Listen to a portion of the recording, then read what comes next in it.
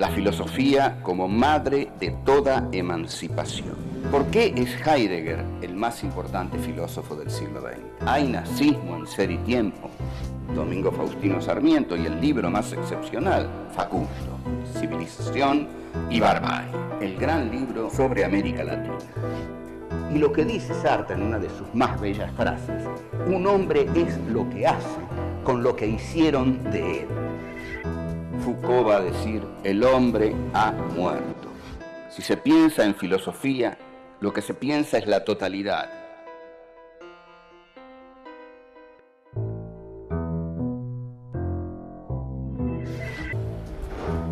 Encuentro 3. Auschwitz y la filosofía. Un nuevo género de barbarie. ¿Qué significa que la razón sea divinizada? ¿El dominio de la razón? La historia, un paisaje de ruinas.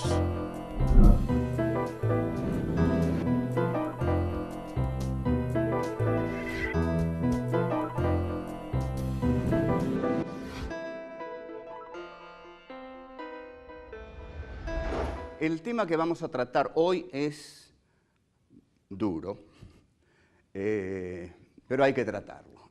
Es Auschwitz y la filosofía.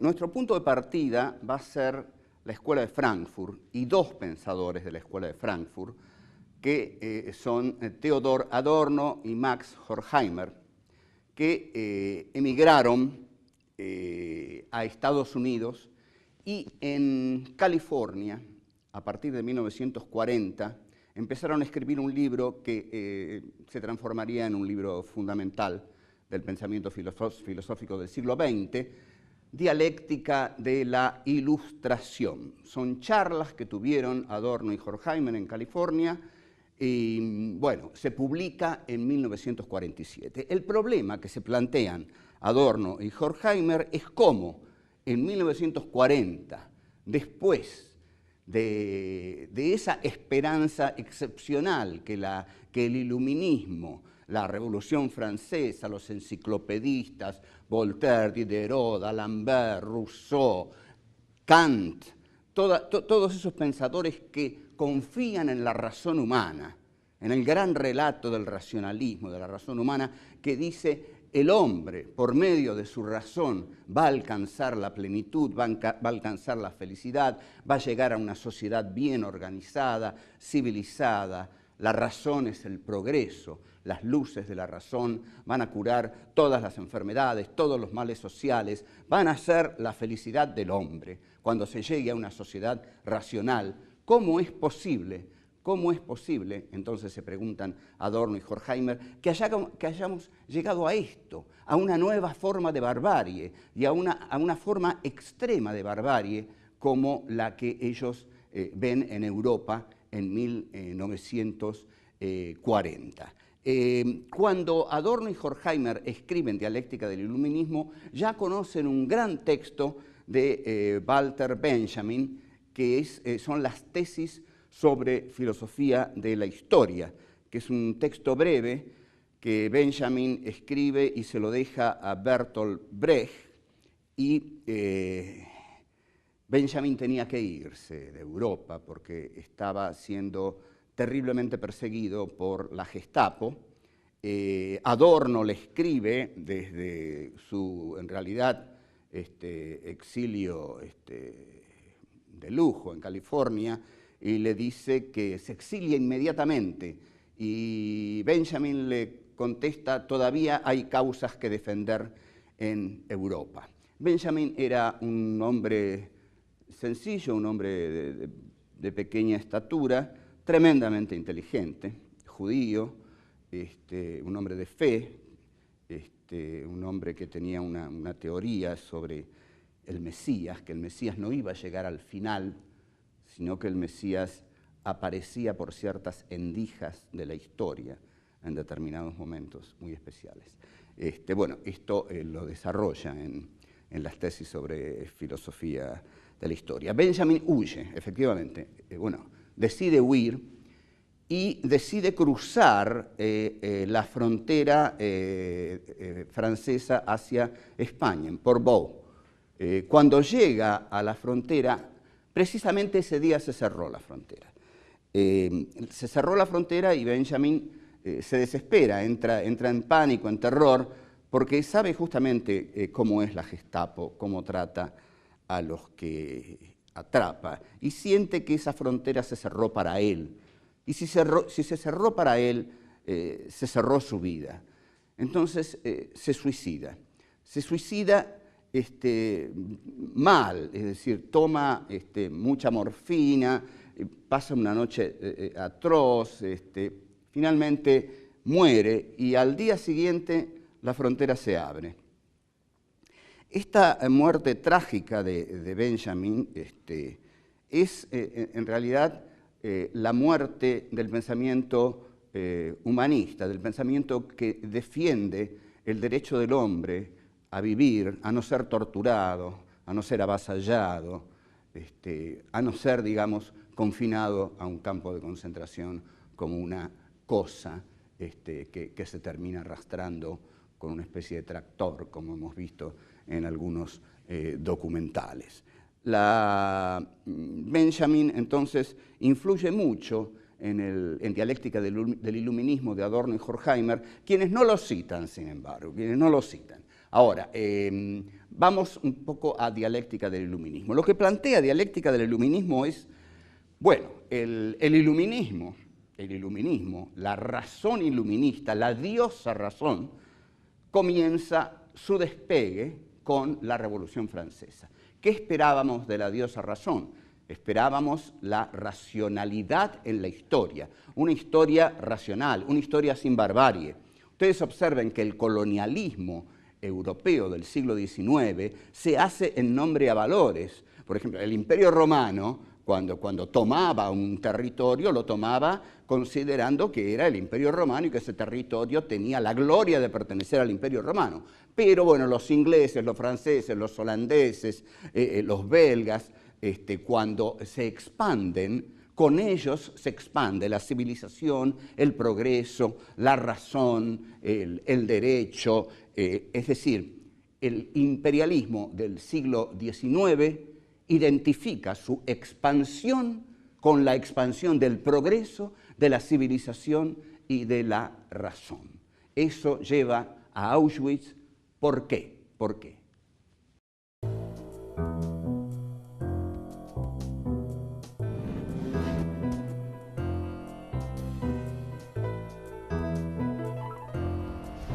Tengamos en cuenta que con la Revolución Francesa se produce esta divinización de la razón. ¿Qué razón es esta? Es la razón de la burguesía capitalista. Es la racionalidad capitalista que se erige a sí misma como divinidad, es decir, la diosa razón. La diosa razón es la que va a solucionar todo. Incluso a partir de 1831, con el curso de filosofía positiva de Auguste Comte, aparece el positivismo, que es la filosofía que la generación del 80 toma aquí en la Argentina, bueno, para decir que, bueno, aquí está, estos son los hechos han obedecido a un orden racional, acá en el 80 dicen, ha triunfado la civilización, han triunfado las ideas, ha triunfado el progreso, y a lo largo de todo el siglo XIX, ahí donde entra Europa, entra el progreso, entran las ideas, entra la racionalidad. Entonces, este culto a la razón, ¿por qué ha provocado tantas monstruosidades? ¿Cómo puede ser que la diosa razón, no haya hecho más que provocar atrocidades, y sobre todo la atrocidad para Adorno y Horkheimer, que son los que analizan esto en Dialéctica del Iluminismo, la atrocidad de Auschwitz? ¿Por qué? Atención, porque Auschwitz es un hecho racional. Generalmente se usa un esquema absurdo con el análisis del hitlerismo. Se dice que fue un hecho irracional. Esa irracionalidad del hitlerismo, no, ese no fue un hecho irracional, fue un hecho de la razón humana. el hitlerismo, fue la aplicación de lo que Adorno y Horkheimer llaman la razón instrumental, es decir, una razón, instrumento para dominar a los hombres. Incluso cuando Eichmann es juzgado en Jerusalén, Hannah Arendt escribe el mejor de sus ensayos, que se llama Eichmann en Jerusalén, un ensayo sobre la banalidad del mal. ¿Y qué es la banalidad del mal? La banalidad del mal es el mal burocrático, el mal racional. En la película Garage Olimpo se vio que cuando los torturadores entraban a la ESMA, fichaban, ponían la tarjetita y fichaban. Es decir, era un trabajo burocrático como cualquier otro trabajo burocrático. Es decir, la tortura es burocrática, es un empleo el de torturador. Eichmann, entonces, para él el mal era banal, no tenía importancia, él solo cumplía su trabajo. Hay que matar hoy 10.000 personas. Bueno, hay que matarlas y lo fundamental es cómo hacemos desaparecer los cuerpos. Ahora, Auschwitz es también la expresión de la racionalidad alemana, de la burguesía alemana que necesita expandirse y para expandirse necesita, digamos, la exaltación de su pueblo. Para exaltar a su pueblo señala como elemento demoníaco de la sociedad al judío, ¿no? Aquel que es apartado, como el apartheid en Sudáfrica, los negros son apartados, acá los judíos sufren el apartheid y son perseguidos porque son los que se van a devorar a Alemania. El racismo alemán tiene una característica notable con respecto al judío. No lo mata, no lo desprecia por inferior, como se hace con el negro en Estados Unidos, por ejemplo, sino por superior. Es decir, dicen, los judíos son más inteligentes que nosotros, dicen los nazis, y nos van a robar nuestro país porque son muy inteligentes, hay que matarlos. Este es el racionamiento de un nacionalsocialista. Como el judío es tan inteligente, se van a robar todo el país, van a manejar las finanzas. El ario, y esto lo dice Nietzsche dice, el ario no tiene que ser inteligente, dice Nietzsche, tiene que ser un guerrero. Entonces, digamos, los guerreros de las SS, de las SA, los guerreros alemanes, no quieren ser inteligentes, quieren ser aves de rapiña, quieren ser halcones. Entonces, el judío sí, es inteligente. Walter Benjamin, era muy inteligente, había que perseguirlo, había que matarlo. Y así llevan al campo de concentración, que es un fenómeno racional, manejado racionalmente, con pautas racionales. No se mata a 6 millones de personas sin un esquema racionalmente eficaz. En la película Juicio en Nuremberg le preguntan a alguien que estuvo en Auschwitz si era posible matar 10.000 personas por día. Y el hombre con gran serenidad dice, sí, claro que era posible. El problema era cómo deshacerse de los cadáveres. Entonces, lo que va a decir otro gran pensador sobre estas cuestiones, que es Michel Foucault, es que la razón de la burguesía capitalista necesita afirmarse, negando a la locura, y necesita afirmar la sociedad que construye, negando a la delincuencia. Por eso construye cárceles y manicomios. O sea, todo esto no es la irracionalidad del hombre. El hombre no es malo cuando es irracional, es malo cuando es racional. Nos vemos.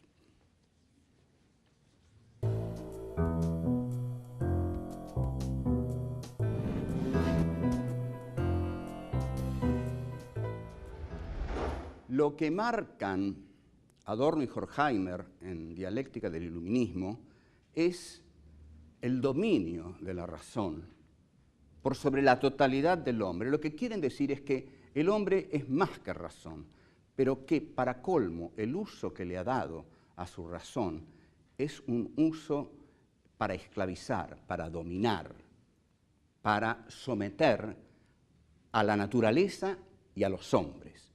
Hay un ejemplo formidable que dan en Dialéctica del Iluminismo, y es el ejemplo de Ulises en la Odisea, la continuación de la Ilíada. Ulises va volviendo a Ítaca y no quiere oír el canto de las sirenas, es decir, se niega al placer por miedo a perder la razón, porque escuchar el canto de las sirenas es enloquecer. Entonces Ulises no quiere enloquecer, pero quiere oír el canto de las sirenas. Entonces, como eres el patrón del barco, ordena que lo aten a un mástil, lo atan a un mástil, y todos los demás se tapan los oídos y siguen remando. Ulises pasa frente a la isla donde están las sirenas, escucha el canto de las sirenas y desesperadamente intenta liberarse de sus ataduras, pero son tantas las ataduras que se puso que no puede liberarse. Entonces, ¿esto qué significa? Bueno, esto es Freud, esto es Nietzsche. No podemos, el hombre de la civilización ata sus pulsiones de placer. La cultura existe porque nos maniatamos, nos prohibimos nuestras pulsiones de placer. ¿Qué es lo que quiere Ulises? Quiere ir hacia las sirenas, pero ir hacia las sirenas, que es lo que le pide su goce, para utilizar una terminología un poco lacaniana, su goce le pide ir hacia las sirenas, pero su razón le dice: si vas, enloquecerás. Entonces, quiere oír el canto, pero se ata. El hombre de la cultura es, entonces, para Adorno y Horkheimer, un hombre maniatado. Todos nosotros somos hombres maniatados porque queremos la seguridad de la mediocridad cotidiana y no el riesgo de la locura ante el goce descontrolado. Este es un gran pasaje de Adorno y Horkheimer. Ahora, esta dominación que se ejerce por medio de la razón, sofocando las pulsiones, los deseos, los instintos más genuinos del hombre, forman una sociedad que es, para Adorno y Horkheimer, la sociedad capitalista. Nosotros acá no estamos hablando de los fracasos de las sociedades socialistas, que ya hemos oído hablar demasiado de eso, y sí, en algún momento hablaremos, pero estamos tratando a estos filósofos. Adorno y Horkheimer hablan de esta racionalidad burguesa que, como razón instrumental que domina a los hombres, lleva su instrumentalidad hacia el campo de exterminio de Auschwitz, donde son racionalmente exterminados 6 millones de judíos, gitanos, homosexuales. En el tema de Auschwitz está el tema de Dios. Es un tema muy, muy complejo, y más de un teólogo se pone de muy mal humor cuando se menciona el tema de Dios con respecto a Auschwitz, pero más de un filósofo ha preguntado dónde estaba Dios en Auschwitz. E incluso Primo Levi, que es el gran escritor judío, que escribe Si esto es un hombre, los hundidos y los salvados, dice: existe Auschwitz, no existe Dios. Y Karl Levitt, que también es un gran pensador judío, discípulo de Heidegger, dice: luego de Auschwitz es imposible pensar un Dios totalmente bueno. Es muy contundente todo esto. Hay un tango incluso genial que dice: ¿dónde estaba Dios cuando te fuiste? O sea, nuestra tanguística es tan excepcional que puede ser comparada con los grandes filósofos del siglo XX. Es lo mismo. ¿Dónde estaba Dios cuando te fuiste? La razón instrumental, es decir, esa razón que se constituye para dominar a los hombres y para dominar la naturaleza, comienza por arrasar la naturaleza, por industrializarla, por volver a la naturaleza, digamos así, un arma de guerra. Al volver a la naturaleza un arma de guerra, un arma de consumo, un arma de mercancías, la razón instrumental llega, por supuesto, hasta hoy. Hoy estamos viviendo sumidos en la razón instrumental. La instrumentalidad de la razón es hoy la racionalidad del imperio bélico comunicacional estadounidense, que ha decidido, digamos, una colonización casi generalizada del mundo para protegerse de él. Es decir, lo que hace Estados Unidos es, para protegerme del terrorismo, voy a conquistar todos los lugares que pueda y voy a declarar guerras preventivas si es necesario. Ahora, lo que está ocurriendo en estos momentos en Irak, que es muy poco lo que sabemos de lo que ocurre verdaderamente en Irak, pero sabemos que ocurren horrores, es la razón instrumental bélica puesta al servicio del poder. El poder y la razón van de la mano. La razón está al servicio del poder.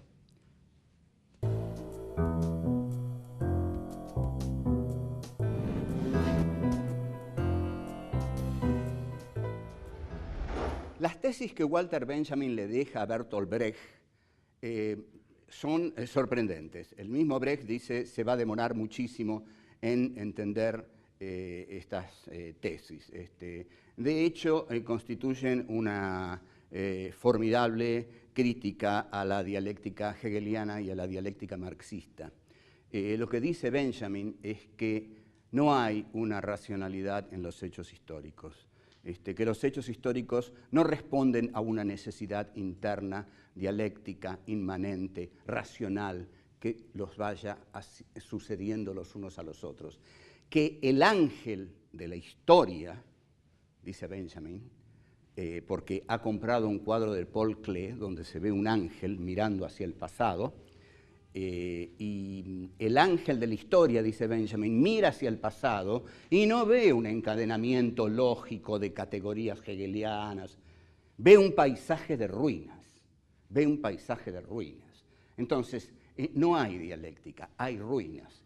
Y Benjamin entonces nos entrega una concepción de la historia como catástrofe, la historia como catástrofe, no la historia como una dialéctica necesariamente encaminada hacia un final de plenitud, hacia una sociedad sin clases, donde no habrá más explotadores ni explotados y donde el hombre será libre. No, dice Benjamin, la historia no es eso.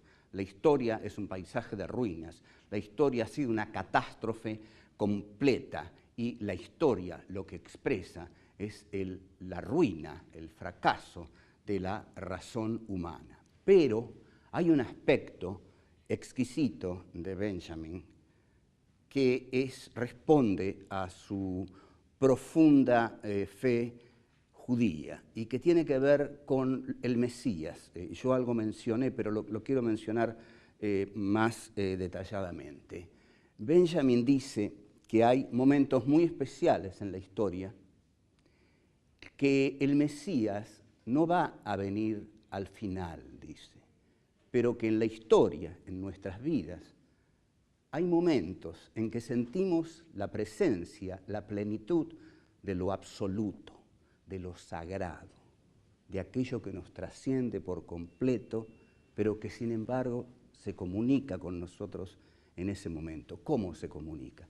Benjamin dice que el Mesías aparece por pequeñas endijas. O sea que la presencia del Mesías es constante, no es una presencia que cierra la historia, sino es una presencia que acompaña la historia y que en algún momento se nos puede presentar, en algún momento podemos tener un contacto con lo sagrado, con lo divino, con lo absoluto. Este es un pensamiento muy judío, pero Benjamin no podía sino elaborarlo, y efectivamente es un pensamiento que va contra esa idea finalista de la razón, ¿no? Es decir, que la plenitud va a estar al final, que el reino de los cielos va a estar al final, que el Mesías va a venir al final. No, dice Benjamin, como también dice otro pensador judío, Martin Buber, en un libro que se llama Yo y tú. No, hay momentos, y efectivamente muchos de ustedes, muchos de nosotros hemos comprobado la existencia de esos momentos que parecen fuera de la historia. Una mirada en la cual nos miramos con alguien y sabemos que nos vamos a odiar para siempre. Nos miramos con una mujer, por ejemplo, y sabemos que la vamos a amar para siempre. Sentimos un día, en cualquier momento podemos pasar frente a una iglesia o a un templo vacío y entrar, y está vacío, y estamos solos, y nos pasa algo que no nos pasó nunca. Sentimos la plenitud de la presencia de lo absoluto, de lo sagrado, de algo que está más allá de nuestras vidas finitas, y tenemos, digamos, un momento de fe, pero no es la fe que da una certeza absoluta, es un momento, pasa enseguida, dice Benjamin, pero por esa endija hemos tomado contacto con el sentido de nuestra vida, de la historia, y con aquello que en última instancia podría redimir a la historia humana. No obstante esta esperanza de Benjamin, los que han pensado la realidad de Auschwitz, y nosotros aquí, que tenemos la experiencia terrible de la ESMA como espacio de humillación, sometimiento y vejación del ser humano, tenemos que reflexionar sobre esos espacios de tortura. Digamos, que a la tortura se le llame tarea de inteligencia, es muy claro. Ahí está la razón humana. Fíjense qué interesante, cuando Adorno, Horkheimer dicen es la razón la que comete las atrocidades, y la tortura es llamada trabajo de inteligencia porque está destinada a obtener información. En una película norteamericana muy reciente, Meryl Streep hace una jerárquica de la CIA y alguien le dice, doctora, en Irak se está torturando. Y ella le dice, no, Estados Unidos no tortura, obtiene información. Entonces, ¿cuál es nuestro imperativo categórico? Imperativo categórico en el sentido de Kant. Aquello que tenemos que cotidianamente hacer para que no se repita, bueno, que no se repita Auschwitz, que no se repita la ESMA, que no se repita Camboya, que no se repita Irak. Entonces, con respecto a Auschwitz, que ha sido nuestro tema, el imperativo categórico sería actúa de tal modo que Auschwitz no pueda repetirse. Bueno, nada más, gracias. Hasta luego.